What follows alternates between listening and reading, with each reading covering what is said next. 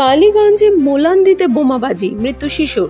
বিধানসভা উপনির্বাচনে জয়ের পর তৃণমূল কর্মীদের বিরুদ্ধে বোমাবাজির অভিযোগ। বাড়ি ফেরার সময় বোমার আঘাতে মৃত্যু নাবালিকার। কালীগঞ্জে ভোটের ফল প্রকাশের মাঝেই বোমাবাজিতে মৃত্যু শিশুর। পুলিশকে কড়া ব্যবস্থা নির্দেশ মুখ্যমন্ত্রীর। শুভেন্দু অধিকারীর দাবি, কালীগঞ্জ উপনির্বাচনে তাদের মডেল সফল। কালীগঞ্জে 109টি হিন্দু প্রধান বুথে অন্তত 70% হিন্দু ভোট একজোট করার পরিকল্পনা ছিল। এখন পর্যন্ত ফলাফলে সেটা সফল বলেই মনে হচ্ছে। এইভাবে 70% হিন্দু ভোটারকে একজোট করতে পারলেই বিধানসভায় বিজেপি সরকার নিশ্চিত। মুখ্যমন্ত্রীকে ফের কটাক্ষ বিরোধী দলনেতার। শুভেন্দু অধিকারীর দাবি, ভবানীপুরে বিজেপি জিতবে। মুখ্যমন্ত্রী মেটিয়াবুরুজে চলে গেলে তাকে হারানো সম্ভব নয় বলে মন্তব্য বিরোধী দলনেতার। সকাল থেকেই ঢুকঢাক চলছিল, প্রশাসন সম্পূর্ণরূপে ব্যর্থ। এখন নাকি এসপি টেসপি গিয়ে বিশাল বাহিনী নিয়ে এখন কি করবে? একটা বাচ্চা মেয়ের জীবন চলে গেলে এখন ভোট দিচ্ছে। ওই গ্রামটা জানে না অনেক আগে থেকে ওই এলাকাটা উত্তপ্ত। এর আগে ওখানকার লোকাল ওসির আক্রান্ত হয়েছিল বিভিন্ন রাজনৈতিক দ্বন্দ্ব নিয়ে। এত সাহস কোথা পাচ্ছে? এই বোমা গুলি পিস্তল কোথা থেকে আসছে? প্রশাসন কি করছে? আমি এই পিরিয়ডে আমি মুর্শিদাবাদ গিয়েছিলাম। আমি আসার পর তো আমার গাড়িটাও আটকে ছিল। আমি বলুন চেক করুন, তারপর বলুন না চলে যায়। আমি না চেক করুন, আপনি ডিউটি পালন করুন। মানে এমএলএর গাড়িও ছাড়ছেন, এমএলএ গাড়ি তো কিছু যেতে পারে। আমি যখন কনফিডেন্টলি বললাম যে আমারও চেক করুন, কোনো সমস্যা নেই, তখন ছেড়ে দিল। তাহলে ওইখানে বোমগুলি পিস্তল ঢুকলে কী করে?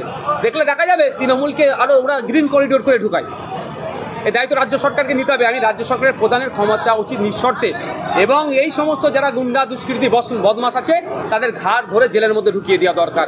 দুর্ভাগ্য আমাদের এমন কোনো নির্বাচন নেই 2011 সালের পরে যেখানে মানুষের রক্ত খুন ছাড়া হচ্ছে না। যে কোনো নির্বাচনে দেখবেন খুন হতে হচ্ছে পিছিয়ে বর্গের মানুষ। আর একটা কথা আমি জোর গলায় বলছি, এটা মুসলমানদের শিক্ষা নেওয়া দরকার। মুসলমানদের রক্ত ছাড়া পশ্চিমবাংলা নির্বাচন নাকি বৃথা হয়ে যাচ্ছে। মুসলমানরা না খুললে পশ্চিমবাংলার নির্বাচন নাকি সার্থক হয় না। আর কত মার খাবেন? চাকরিতে 0% নিচে চলে গেছেন, শিক্ষা স্বাস্থ্য কর্মসংস্থান ধ্বংস হয়ে গেছে, ওবিসি সার্টিফিকেটে ধ্বংস হয়ে গেলেন। এখনও লাশ হয়ে এই লাশের রাজনীতি করবেন? আপনি জ্ঞান দেবে ওই নটোরিয়াস ক্রিমিনালটা? ফুরফুরা শিব পীরজাদার ইতিহাস ওনার জানা আছে? ভারতের স্বাধীনতা সংগ্রামে মুসলমানদের অবদান, বাংলার মুসলমানদের অবদান, বাংলার মুসলমানকে উৎসাহিত করার পিছনে আমার দাদু ছিল, শওকতের দাদু ছিল, নটোরিয়াস ক্রিমিনালের দাদু ছিল না। রাজা পিয়ারি মোহনের ডাকে ব্রিটিশদের বিরুদ্ধে আন্দোলনের সময় আমার দাদু উপস্থিত হয়েছিল। ফুরফুরার পীর আবু বকর সিদ্দিক রহমতুল্লাহ আলাইহি ওই নটোরিয়াস ক্রিমিনালের দাদু যায়নি। সাঁওতালি বিদ্রোহের সময় সাঁওতাল সমাজের মানুষের পাশে আমার দাদু ছিল, ওই নটোরিয়াস ক্রিমিনালের দাদু ছিল না, যায়নি। ওই নটোরিয়াস ক্রিমিনাল আমাদেরকে জ্ঞান দেবে? আমরা এতদিন তো রাজনীতি করিনি, ধূলিসাৎ করেছে, ধ্বংস করে রাজনীতি কুলসিত করেছে। এখন রাজনীতিতে আসেছি, ওদের নোংরামি বন্ধ করবো, ওদের খাওয়া বন্ধ হয়ে যাবে। এই জন্য ফুরফুরা পীরদের উপরে ওদের রাগ এত। তৃণমূল জয়লাভ করেছে, শুভেন্দু অধিকারী বলছেন যে তার মডেল সফল হয়েছে। দেখুন, নিজের দইকে কেউ কি টক বলবে না। 12,000 ভোট কমেছে, এটা মাথায় রাখা দরকার শুভেন্দুবাবু। হিন্দু ভাই বলে হিন্দু ভাইরা ভোট দেবেন অত সহজ নয়। হিন্দু মুসলমান নির্বিশেষে প্রস্তুত নিয়েছে 2026-এর, এখন প্রিপারেশন নিয়েছে যে বিজেপি তৃণমূলকে হারাতে হবে। তবে একটা কথা আমি বলছি, অন ক্যামেরা বলছি, সিপিএম কংগ্রেসকে মনস্থির করতে হবে যে বিজেপি এবং তৃণমূলের বিরুদ্ধে সত্যিকারের লড়াই করতে ইচ্ছুক কি ইচ্ছুক নয়। এ কথা আমি আজকে এটুকু বললাম, পরবর্তীতে ডিটেলস আমি বলবো। 31 আগস্ট 2024-এর মধ্যে আমার সরকার ঘোড়ার ডিম করবে। দিয়েছে উপহার, আপনারা দিয়েছেন হিরোকে, তো হিরো কী করে কন্ট্রোল করবে?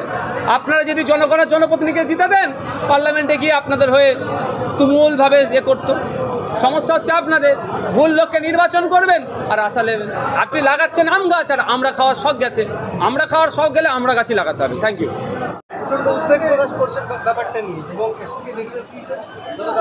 ওরা টিম হবে, ওই বলতে হয়, টুইট করতে হয়, না লোক চিঠি করবে, এর বাইরে কিছু হবে না। বকটুয়ে কাণ্ডর পরে যেমন 11 জন মুসলিম পরিবারের মানুষজনকে শহীদ করেছিল, খুন করেছিল তাদের দলের লোকেরাই, তারপরে কি বলেছিলেন মুখ্যমন্ত্রী মহাশয়? অবৈধ অস্ত্রশস্ত্র বোমগুলি পিস্তল উদ্ধার করতে। যদি উদ্ধারই হয়ে যেত তাহলে এই দিন দেখতে হতো না? আমার ভাঙড়ে আমার 3টে ভাইকে শহীদ করতো না? ভাঙড়ে আরও সাধারণ মানুষকে শহীদ করতো, ওরা খুন করতো।